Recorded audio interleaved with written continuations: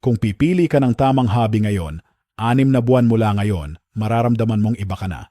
Hindi dahil nagbago ang mundo, kundi dahil nagbago ka. Karamihan ng tao, tumatanda lang. Mas maraming gamit, mas mahal na distractions, mas busy raw, mas adulting. Pero pareho pa rin ang ugali, pareho pa rin ang takot, pareho pa rin ang excuses. Pero may maliit na porsyento ng tao, yung tinatawag nating 1%, na iba ang galaw. Hindi nila ginagamit ang hobby para lang magpalipas oras. Ginagawa nila itong training ground. Tahimik, paulit-ulit, walang drama. Hanggang sa ang disiplina ay hindi na pinipilit, default na. At ang confidence, hindi na iniisip, nararamdaman na lang. Hindi sila naghihintay ng motivation.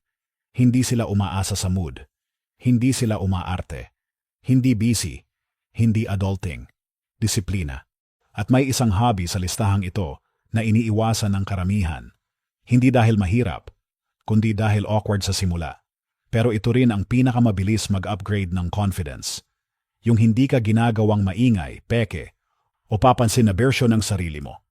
Manatili ka hanggang dulo. May malinaw na prinsipyo ang Stoicism. Hindi ka umaangat sa goals mo. Bumagsak ka sa antas ng training mo. Ibig sabihin, sa oras ng pressure, hindi ka aasa sa inspirasyon. Aasa ka sa kung ano ang paulit-ulit mong ginagawa kahit walang nanonood. Paulit-ulit itong paalala ni Marcus Aurelius sa sarili niya. Sabi niya, ang bawat araw ay ibinigay para gawin ang gawain ng isang taong may saysay. Hindi para umiwas, hindi para magpakaaliw, kundi para kumilos ayon sa tungkulin. Ganito rin ang turo ni Epictetus. Hindi mo kontrolado ang resulta. Hindi mo kontrolado ang reaksyon ng ibang tao. Pero kontrolado mo ang aksyon mo. Sa simpleng salita, tigilan mo ang paghihintay na ready ka na. Walang darating na tamang timing. Walang magical na confidence. Walang biglaang pagbabago. Pumili ka ng practice. At sa pag-uulit, ikaw mismo ang huhubog sa sarili mo.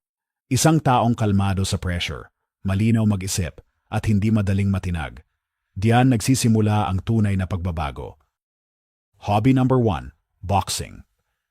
Hindi ka nagbo-boxing para makipag-away sa mundo. Nagbo-boxing ka para harapin ang bersyon ng sarili mo na bumibigay kapag may pressure. Sa unang araw mo pa lang sa gym, may isang bagay ka nang matututunan. Hindi ka komportable. Mabilis ang tibok ng puso. Mabigat ang hinga. Nanginginig ang kamay. At doon mo marirealize ang isang katotohanan. Kapag nagpapanik ang katawan mo, gusto na ring sumuko ng isip mo. Pero boxing ang nagtuturo ng kabaligtaran. Tinuturuan ka nitong huminga kahit gusto mong tumigil. Huminga kahit sinisigawan ka ng pagod. Huminga kahit sinasabi ng utak mo na delikado na hindi mo na kaya. Dito mo maiintindihan na ang takot ay maingay pero hindi siya utos. Mararamdaman mo ang kaba bago pumasok sa ring. Mararamdaman mo ang kaba bago tumunog ang bell. Pero bawat round, may natututunan kang mahalaga. Hindi lahat ng nararamdaman mo ay kailangang sundin. Sa boxing, walang time mag-overthink. Kapag nag-isip ka ng sobra, matatamaan ka. Kaya natututo kang maging present, malinaw, at kalmado sa gitna ng gulo. Timing, footwork, control, hindi brute force, hindi galit, kalmadong agresyon. At unti-unti, mapapansin mo, yung disiplina na nabuo mo sa ring, dala-dala mo na sa labas. Mas kalmado ka sa stress. Mas malinaw ka magdesisyon. Mas hindi ka tinatablan ng pressure ng ibang tao. Dahil natutunan mo na ang isang simpleng aral. Kung kaya mong manatiling kalmado habang humihingi ng pahinga ang katawan mo, kaya mo ring manatiling matatag sa kahit anong hamon ng buhay. Hindi ka tinuturuan ng boxing na manakit. Tinuturuan ka nitong huwag bumigay. Hobby number 2, journaling. Kung ang boxing ay laban ng katawan, ang journaling naman ay laban ng isip. Maraming tao ang takot magsulat, hindi dahil hindi sila marunong, kundi dahil ayaw nilang makita ang totoo. Kapag isinulat mo ang iniisip mo, wala nang takasan, wala nang palusot, wala nang ganito talaga ako. Ang journaling ay parang pag-upo sa harap ng salamin na hindi ka pinapaganda at hindi ka sinisiraan. Ipinapakita lang nito kung ano talaga ang nandoon. Kapag magulo ang isip mo, pakiramdam mo magulo ang buhay. Pero kapag isinulat mo ang mga iniisip mo, unti-unting nagkakaroon ng ayos ang chaos. Makikita mo ang mga pattern, Paulit-ulit na reklamo, parehong pagkakamali, parehong takot, parehong dahilan kung bakit ka natigil. Ito mismo ang tinutukoy ni Seneca noong sinabi niyang suriin ang bawat araw na parang isang hukom, hindi bilang kaaway, kundi bilang tagamasid, hindi para saktan ang sarili, kundi para intindihin. Sa journaling, natututo kang tanungin ang sarili, bakit ako na-trigger? Ano ang kontrolado ko rito? Ano ang dapat kong gawin bukas, kahit ayaw ko? Dito nabubuo ang emotional control. Hindi sa pagpigil ng emosyon, kundi sa pagkilala at pagharap dito. Unti-unti, mas nagiging malinaw ka mag-isip. Mas hindi ka nadadala ng emosyon. Mas hindi ka basta-basta naaapektuhan ng opinyon ng iba. Dahil kapag kilala mo ang sarili mo, mahirap ka ng guluhin. Ang journaling ay hindi para sa mga malungkot. Ito ay para sa mga taong seryosong ayusin ang buhay nila. Isang pahina, isang araw, isang desisyon sa isang pagkakataon. Hobby number 3, weightlifting. Hindi ka nagbubuhat para lang gumanda ang itsura mo sa salamin.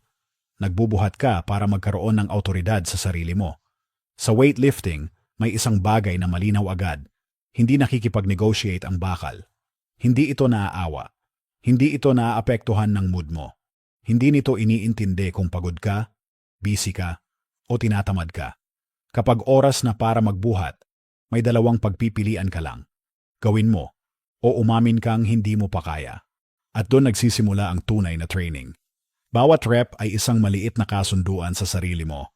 Gagawin ko kahit hindi komportable. Tatapusin ko kahit gusto kong tumigil. Unti-unti, may nangyayaring pagbabago sa loob mo. Hindi lang sa muscles, kundi sa nervous system mo.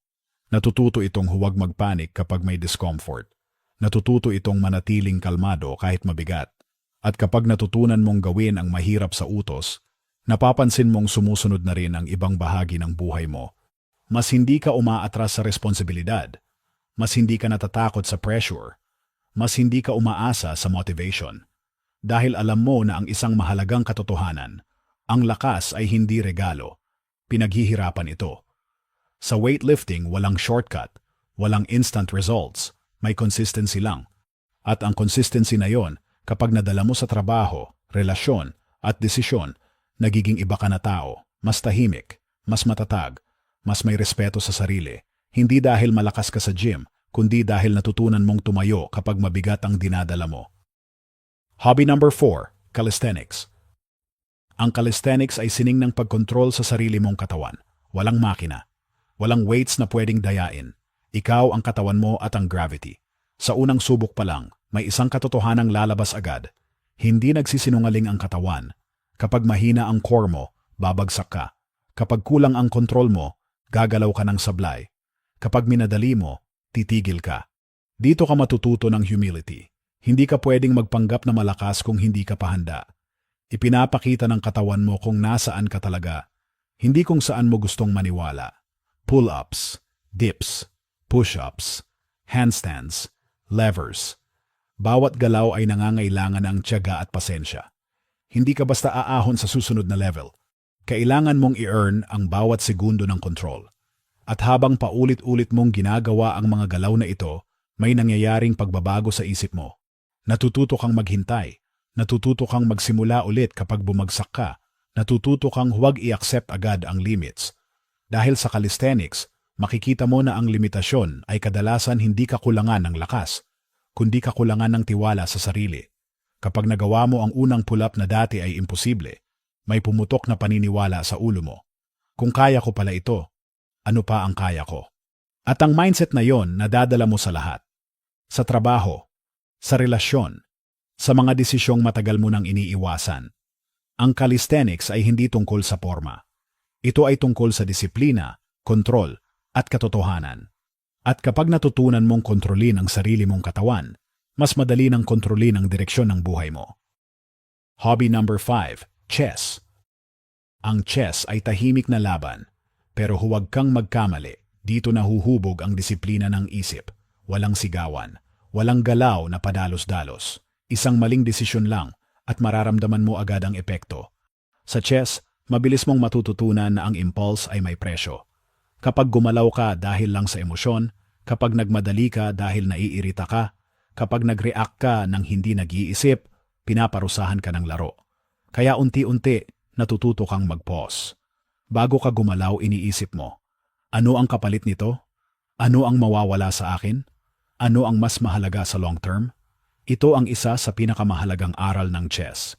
Hindi lahat ng panalo ngayon ay tunay na panalo. Minsan, kailangan mong magsakripisyo ng maliit na piraso para manalo sa mas malaking laban. At ang mindset na yan, nadadala mo sa totoong buhay. Sa pera, hindi ka na basta gumagastos para sa panandali ang saya.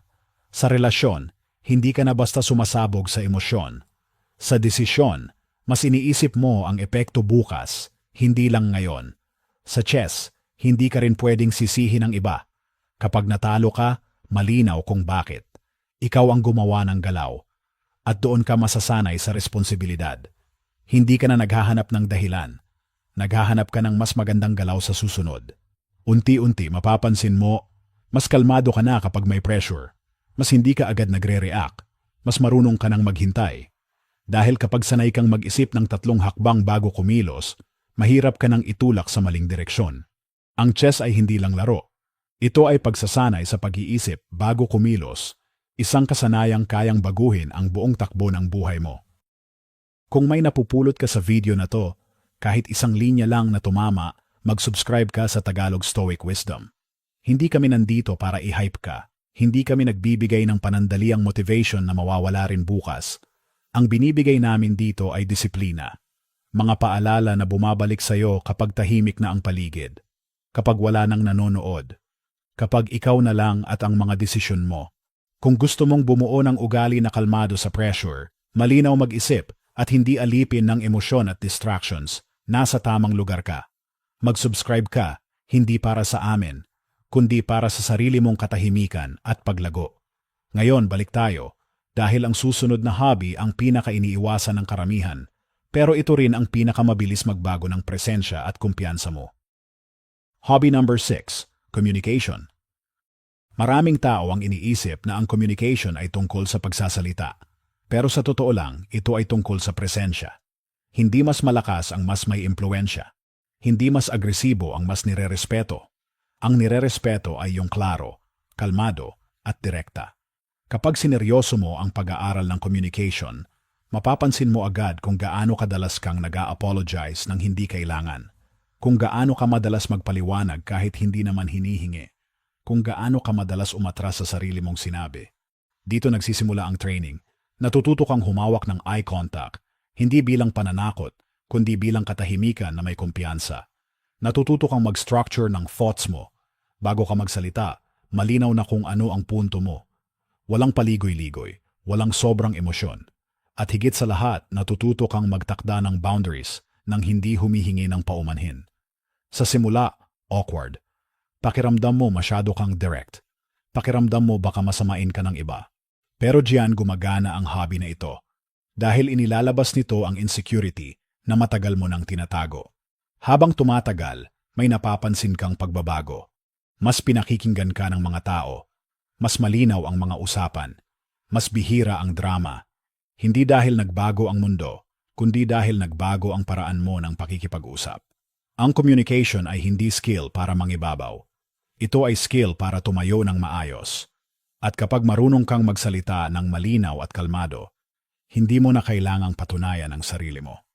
Nararamdaman na lang ng iba. Hobby number 7, reading. Isang libro lang ang pwedeng magligtas sa iyo ng ilang taon ng maling desisyon. At karamihan ng tao hindi ito ginagamit. Iniisip nila na ang pagbabasa ay libangan lang, pang-relax, pampalipas oras o pampatulog. Pero kapag ginamit mo ito ng tama, ang reading ay nagiging training ng isip. Kapag nagbabasa ka ng philosophy, natututo kang tumibay sa harap ng problema. Hindi ka agad nadadala ng emosyon. Hindi ka agad natitinag ng opinyon ng iba. Kapag nagbabasa ka ng biography, nakikita mo kung paano hinarap ng ibang tao ang mas mabibigat na pagsubok kaysa sayo. At nabubuo ang perspektibo. Kapag nagbabasa ka ng psychology, mas nauunawaan mo ang sarili mo. Bakit ka na-trigger? Bakit ka umiwas? Bakit ka paulit-ulit napupunta sa parehong sitwasyon? At kapag nagbabasa ka ng practical books, natututo kang gumalaw ng mas mahusay, mas malinaw, mas sistematiko, mas epektibo. Ito ang paniniwala ng Stoicism. Ang karunungan ay hindi trivia, training ito. Hindi mahalaga kung ilan ang librong nabasa mo. Ang mahalaga ay kung may binago ba itong kilos mo. Dahan-dahan, mapapansin mo ang epekto. Mas maayos ka ng mag-isip. Mas hindi ka padalos-dalos. Mas bihira ka ng magsisi.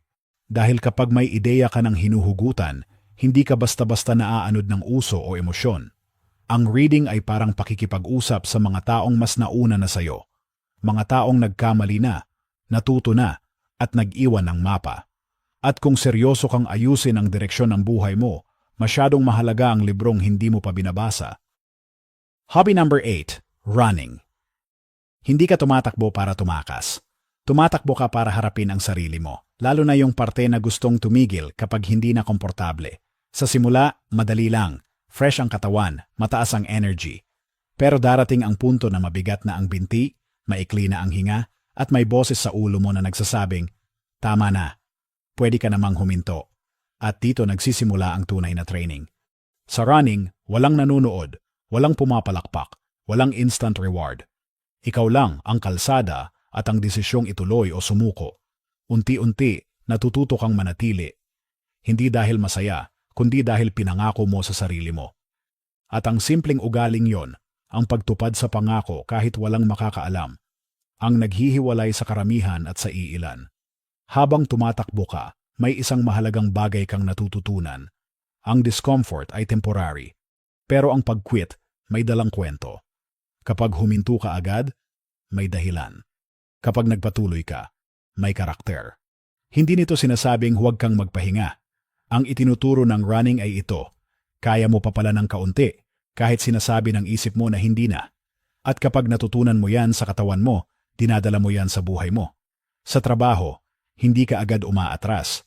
Sa problema, hindi ka agad sumusuko. Sa sarili mo, mas may tiwala ka na. Ang running ay hindi lang cardio, ito ay pagsasanay sa pagtitiyaga. At kapag sanay ka ng magpatuloy kahit mahirap, mas kaunti na ang bagay na kayang bumasag sa'yo. Hobby number 9, high income skill. May isang bagay na mabilis magbago ng buhay kapag naging kapakipakinabang ka kahit saan ka ilagay. Ang pag-aaral ng high income skill ay hindi tungkol sa yabang. Hindi ito tungkol sa title. Hindi rin ito tungkol sa mabilisang pera.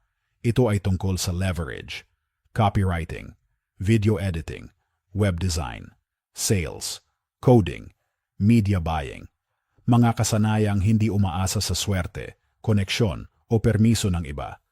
Kapag may skill ka, may halaga ka agad. Karamihan ng tao naghihintay. Hinihintay ang tamang pagkakataon. Hinihintay ang promotion. Hinihintay ang may magbukas ng pinto. Pero ang taong may high income skill, hindi na kumakatok. Gumagawa siya ng halaga, at ang halaga ang humihila ng oportunidad. Sa simula mahirap, nakakalito. Pakiramdam mo wala kang alam. Pero tulad ng Stoic training, hindi ka umaasa sa resulta, umaasa ka sa practice. Araw-araw kang gumagawa kahit hindi ka pa magaling. Araw-araw kang nagkakamali ng may natututunan. Hanggang sa isang araw, may isang taong magsasabing, pwede mo ba akong tulungan? At doon mo mararamdaman ang pagbabago. Hindi ka na umaasa sa validation. Hindi ka na takot mawalan. Hindi ka na basta-basta napapalitan. Dahil may dala kang kasanayang kaya mong i-produce on demand. Ang high-income skill ay hindi shortcut. Ito ay pangmatagalang sandata. At kapag alam mong kaya mong gumawa ng value kahit saan, mas tahimik ka, mas kalmado, at mas buo ang loob mo. Hobby number 10, content creation. Maraming tao ang gustong lumikha ng content para sa fame. Pero ang tunay na halaga ng content creation ay leverage. Kapag gumagawa ka ng content, pinipilit mong linawin ang isip mo. Hindi pwedeng magulo ang ideya kung gusto mong maintindihan ka ng iba. Natuto kang mag-isip ng malinaw, magpaliwanag ng simple, at magsalita ng may paninindigan. Kahit walang kamera sa una, kahit 10 lang ang nanonood, may isang bagay na tahimik na nabubuo, disiplina at identity. Sa bawat post, bawat video, bawat sulat, may naiiwang ebidensya ng ginagawa mo. Ito ang tinatawag na proof of work. Habang natutulog ka, habang nasa trabaho ka, habang abala ka sa buhay, ang content mo ay patuloy na nagsasalita para sa'yo. Sa mundo kung saan ang atensyon ay kapangyarihan, ang marunong lumikha ay may di makatarungang advantage. Hindi dahil sikat siya, kundi dahil may direksyon ang boses niya. Unti-unti, napapansin mo ang pagbabago. Mas kumpiyansa ka ng magsalita. Mas malinaw ka ng mag-isip. Mas alam mo na kung ano ang pinaniniwalaan mo. At kahit hindi ka sumikat, kahit walang pumalakpak, ikaw mismo ang nagbago. Ang content creation ay hindi lang pagpo-post. Ito ay pagde-define ng sarili mo sa publiko, kahit maliit pa lang ang audience. At kapag malinaw sa'yo kung sino ka at ano ang gusto mong ipaglaban, mas mahirap ka nang igalaw ng mundo. Ito ang patakaran na nagpapagana sa buong listahang ito. Huwag mong kolektahin ang hobbies. Huwag mong gawing entertainment ang self-improvement. Pumili ka ng isa, isang hobby, isang practice, isang disiplina. At mag-commit ka ng 6 na buwan. Ilagay mo sa schedule. Hindi kapag may gana, hindi kapag inspired, kundi dahil oras na. Tratuhin mo ito bilang training, hindi mood, hindi libangan, hindi pag-feel ko lang. Dito nagkakatalo ang karamihan at ang iilan. Ang 1% ay hindi mas matalino, hindi mas swerte, hindi mas gifted. Mayroon lang silang isang practice na hindi nila pinagtatalunan, umuulan man o hindi, pagod man o hindi, may gana man o wala. At sa pagdaan ng panahon, ang disiplina ang nagiging pagkatao nila.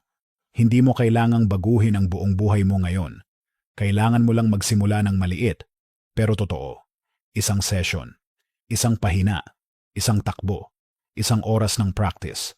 Simulan mo ngayon, hindi bukas, hindi sa susunod na linggo. Dahil ang future self mo, yung mas kalmado, mas malinaw mag-isip, at mas buo ang loob, hinihintay ka na sa kabilang side ng consistency. Kung gusto mo ng araw-araw na paalala tulad nito, mag-subscribe ka sa Tagalog Stoic Wisdom.